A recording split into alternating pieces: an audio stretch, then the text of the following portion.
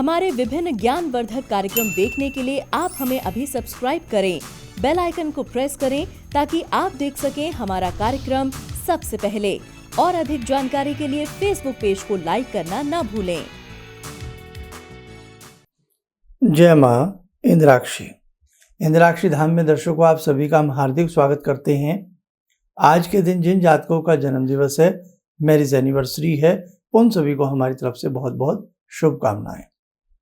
आज हम बात करने वाले हैं तंत्र मंत्र और विभिन्न प्रकार की साधनाओं में शनिदेव से बहुत बड़ी मदद मिलती है। यानी कि शनिदेव तंत्र मंत्र सिद्धियों के देवता भी हैं। कैसे हैं, आपको हम सारी जानकारी देंगे। आइए पहले आज का पंचांग देखते हैं।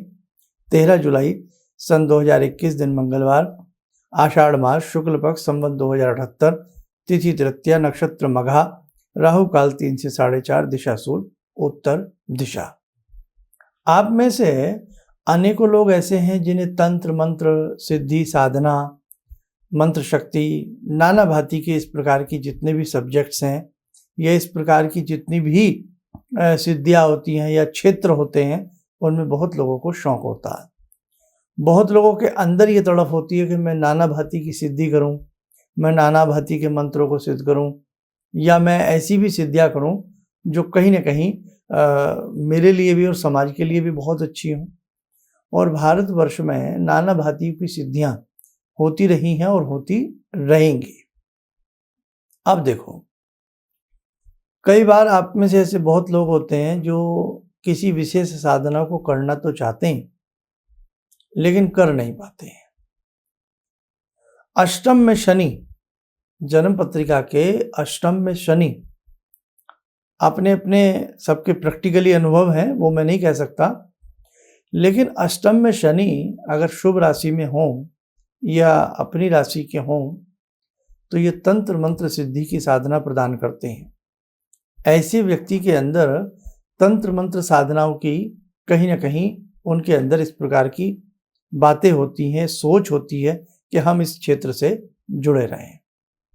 शनि अपने आप में बहुत तपस्वी हैं, सूर्य पुत्र हैं, तपस्वी हैं, और शनि की जो कर्कश काया है वो तप साधना में इतना लीन है कि सारी सुध बुध वो खो बैठते हैं। मतलब वो साधना और सिद्धियों के सोपान पर बहुत उच्च लेवल पर है स्वयं शनि। इसलिए शनि को न्याय का देव भी कहा जाता है। मात्र शनि की दृष्टि भस्म कर डालती है। मतलब जिनकी दृष्टि में इतना तप हो कि वो शुभ दृष्टि डालें तो जीवन में शुभता आ जाती है, और अशुभ दृष्टि डालें तो सोने जैसी लंका जल करके कोयला हो जाती है।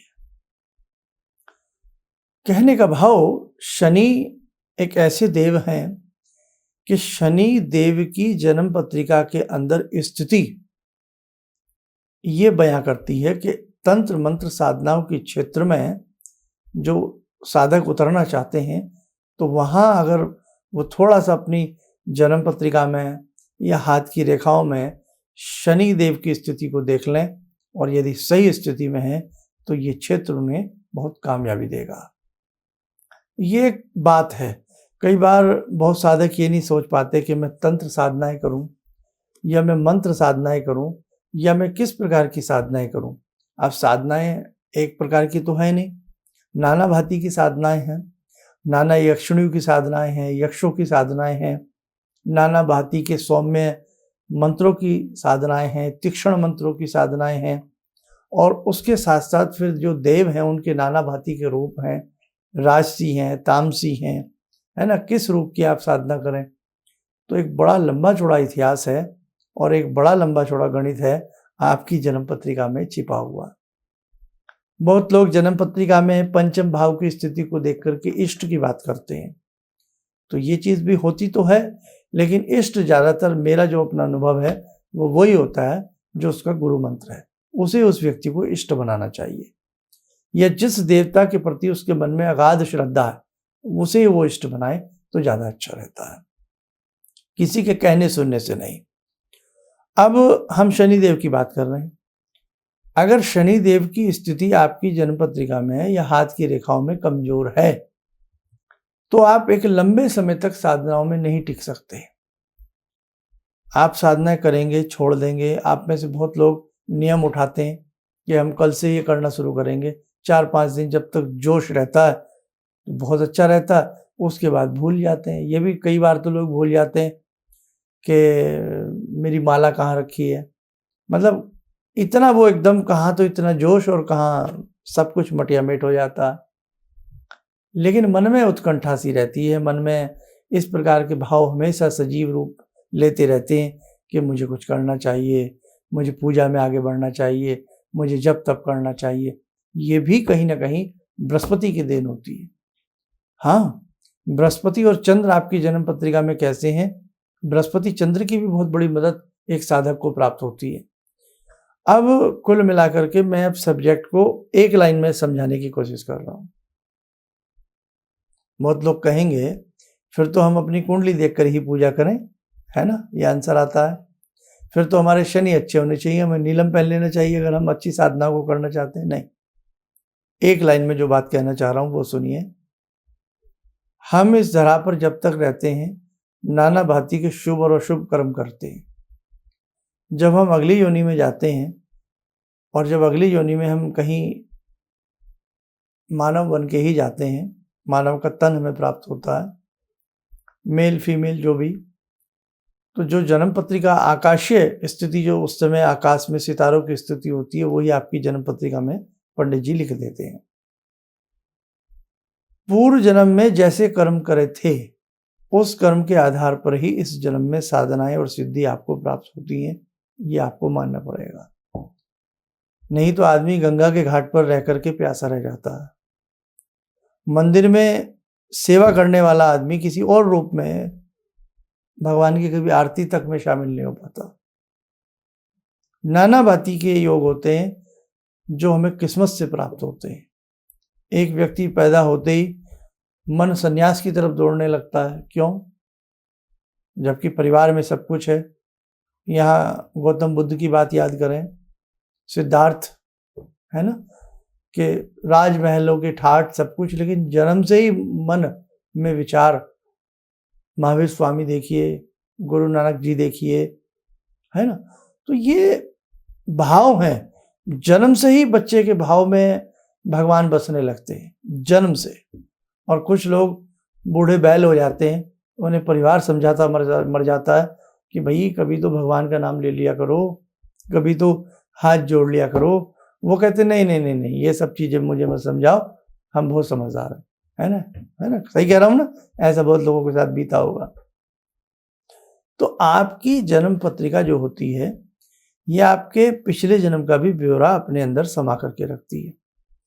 भगवान की अनुमति से ही हमें भगवान की पूजा करने का अधिकार प्राप्त होता है। हमने जैसे कर्म करे होते हैं हम वैसा ही कर्म आगे करते हैं। और ऊंचे कुल में तो बहुत लोग जन्म ले लेते हैं, लेकिन कई बार उनके जो कर्म होते हैं वो नीच होते हैं। कबीरदास जी ने क्या लिखा? ऊंचे कुल क्या जन्म लिया जे करनी ऊंच न होई, स्वर्ण कलश सुर भई साधु निंदा होई। कि ऊंचे कुल में जन्म लिया लेकिन आपके कर्म ऊंचे नहीं हैं तो कोई फायदा नहीं है। सोने के घड़े में सुरा को भर दिया जाए तो वो स्वर्ण का कलश नहीं कहलाएगा, वो शराब का ही घड़ा कहलाएगा। सोने की जो गुणवत्ता वो भी खराब हो जाएगी। तो कहने का भाव मेरे दर्शकों, आपकी जन्म पत्रिका में शनि न्याय के देव के साथ साथ आपकी पूजा पद्धति, आपका कर्मकांड, आपका तंत्र मंत्र क्षेत्र की साधनाएं, बहुत सारी चीजों का ब्यौरा छिपा रहता है। एक उदाहरण और दे देता हूं। जिन जातकों का कुंभ लगन होता है, कुंभ लगन राशि नहीं, कुंभ लगन की बात कर रहा हूं। वो बात अलग है कि चंद्रमा लगन में बैठे हो तो उसका कुंभ लगन भी बन गया, कुंभ राशि भी बन गई। कुंभ लगन वाले जातक जो होते हैं अक्सर पूजा पाठ में, धार्मिक क्षेत्रों में, धार्मिक क्रियाकलाप में भाग लेने का प्रयास करते हैं। कई बार बचपन से ही, कई बार जब एक मध्यम अवस्था आती है उसके बाद। मतलब वो भगवान से अछूते नहीं रह सकते। और या कुंभ लगन जरूर है कि शनि ही ऐसे हैं और बृहस्पति कमजोर है, चंद्र बिल्कुल जर्जर है, तो मैं मान सकता हूँ शायद पूजा की तरफ ऐसा व्यक्ति ना जाए, नहीं तो जाता ही जाता है। और बहुत सारी ऐसी बातें हैं जो बारीकी से आपकी जन्म पत्रिका में देखी जा सकती हैं। तो अब हम क्या करें? अगर हमें तो नहीं पता हमारे शनि कैसे हैं, हमें तो कुंडली देखनी नहीं आती, हमें तो हाथ की रेखाएं देखनी नहीं आती, तो एक काम कर लीजिए, आपको अच्छा लगेगा।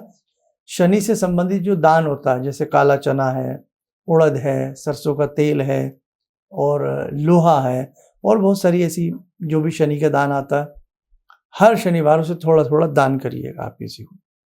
शनिवार के दिन शनि मंत्र पढ़िएगा, शनि स्तोत्र पढ़िएगा, पीपल के नीचे दीप लगाइएगा, शनि प्रतिमा को उनके पैरों पर थोड़ा सा तेल चढ़ाइएगा। पिंडी है तो पिंडी पर पूरी पर तेल चढ़ता है, मूर्ति है तो पैरों पर ही तेल चढ़ाया करें। शनि आराधना आप शनिवार के दिन करना शुरू कर दीजिएगा। आपकी साधनाएं निश्चित तौर के ऊपर बढ़ने लग जाएंगी, और जो साधनाओं में कमजोरी है उसमें आपको खुद असर नजर आ जाएगा। हम जब नाना भांति के तंत्र मंत्र या नाना भांति के मंत्रों की साधनाएं करते हैं तो हमारी हाथ की रेखाओं में भी अपने आप विकास होने लगता है। जी हाँ, कभी बहुत विस्तार से इस सब्जेक्ट को मैं समझाऊंगा आपको, बहुत अच्छा आपको लगेगा। आइए साधकों, समय हो चला आज की ध्यानमाला का। आज की ध्यानमाला में जोड़ते हैं भगवान श्री हनुमान जी से। ॐ अतुलितबलधामं हेमशैलावदेयं धनुजवनकृशानु ज्ञानिनामग्रगण्यं सकलगुणनिधानं वानराणामधीशं रघुपतिप्रियभक्तं वातजातं नमामि। मनोजवं मारुततुल्यवेगं जितेन्द्रियं बुद्धिमतां वरिष्ठं वातात्मजं वानरयूथमुख्यं श्रीरामदूतं शरणं प्रपद्ये। श्रीरामदूतं शरणं प्रपद्ये। रामाय रामभद्राय रामचन्द्राय वेदसे श्रीरघुनाथनाथाय सीताया पतये नमः। श्री हनुमंताय नमः। कवच बना लें, ध्यान करें, हनुमान जी का शुभ आशीष हम सबके ऊपर बरस रहा है।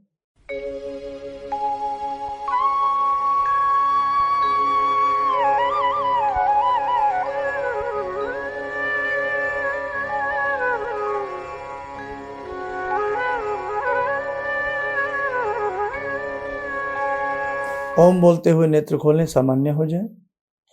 देखो साधकों, हमारे संस्थान में वैदिक जन्म पत्रिकाएं बनाई जाती हैं, लेकिन एक चीज हम आपको समझा दें, जन्म पत्रिका अपनी जगह है और आपकी जो मूलभूत समस्याएं हैं वो अपनी जगह है। खास तौर से अपने बच्चों की जन्म पत्रिकाएं आप वैदिक रूप में, चाहे हमसे या कहीं से भी, बनवा करके जरूर रखा करें, वो बच्चों के बहुत काम आती हैं।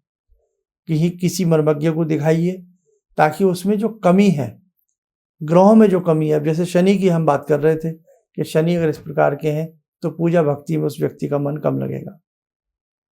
चंद्रमा कमजोर है, बृहस्पति कमजोर है, विद्या में भी वो बच्चा कमजोर हो सकता है। पूजा पाठ के साथ साथ भगवान का नाम ना ले, आस्तिक ना होकर के नास्तिकपन भी आ सकता है। तो वैदिक जन्म पत्रिका बनवाने से ये बहुत बड़ा फायदा होता है कि जो कमी होती है उसके उपाय समय पे हो जाते हैं। आप में भी यदि ये लगता है कि हमने शायद अपनी पत्रिका नहीं बनवाई या किसी को नहीं दिखाई, तो ये एक बार जरूर किसी मर्मज्ञ से आप अपनी राय लीजिए और फिर उस पत्रिका के हिसाब से आप कुछ उपाय करिएगा, आपको बहुत अच्छा लाभ मिलेगा। और हमने एक सुविधा दे रखी है अपने सभी दर्शकों को कि जब आपकी हमारे संस्थान में कोई वैदिक जन्म पत्रिका बनती है तो एक बार हम आपसे बात करते हैं और उस पत्रिका के हिसाब से हमें क्या करना चाहिए वो हम विशेष मंत्र, दान, उपाय आपको बताते हैं।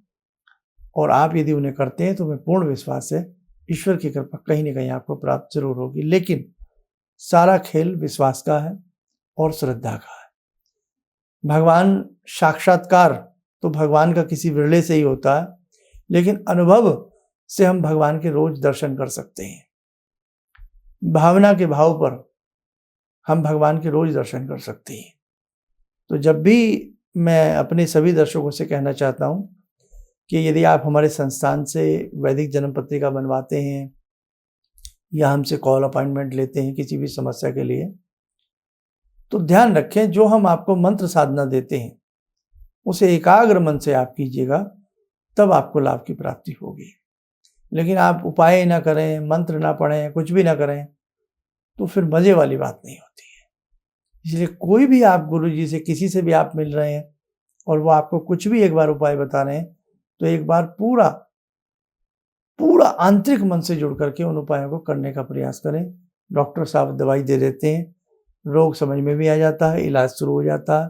अब दवाई तो आपको खानी है ना, आप दवाई नहीं लेंगे, मेडिसिन नहीं लेंगे, तो वहाँ डॉक्टर साहब भी हेल्पलेस हो जाते हैं। इसलिए ध्यान रखें, जब भी कोई उपाय आपको बताए जाएं तो उन्हें श्रद्धा और प्रेम के साथ आप लोग कीजिएगा। आप स्वस्थ रहें, सुखी रहें, इसी मनोकामना के साथ हम अपनी वाणी को विराम देते हैं। जय माँ इंद्राक्षी। जिंदगी के इस प्रवाह में तमाम लोग डिप्रेशन के इस हालात से गुजर रहे हैं। सफलता असफलता अपने जगह की बात है, लेकिन पता नहीं कितने सारे लोगों को इन्होंने डिप्रेशन से उबारा है, नया मोटिवेशन दिया है काम का। इनका जो एक अनुभव था कि एक मेरी बातें इनसे लगातार कभी कभार हो जाया करती हैं। एक दिन मेरी बात हो रही थी, अचानक इन्होंने प्रश्न किया कि क्या आपके यहाँ कौवे आ रहे हैं। मैं बहुत तेज चौंका। करीब 4-5 दिनों से कौवों का झुंड मेरे घर पे मंडरा था। तो मैं यही सोचने परेशान था, ये शुभ है अशुभ है, क्या चीज़ है। तो मैंने प्रश्न किया कि क्या मैंने आपको बताया कि मेरे घर में कौवे आ रहे हैं। कहने नहीं, मुझको दिखाई पड़ रहा है। तो कुछ तो अलौकिक है इनमें। दूसरा क्या, जो इनका उद्देश्य है, जब महाकुंभ में आए थे, मेरी इनसे वार्ता हुई, तो मैंने इनका उद्देश्य जानना चाहा कि किस उद्देश्य के लिए आप काम कर रहे हैं।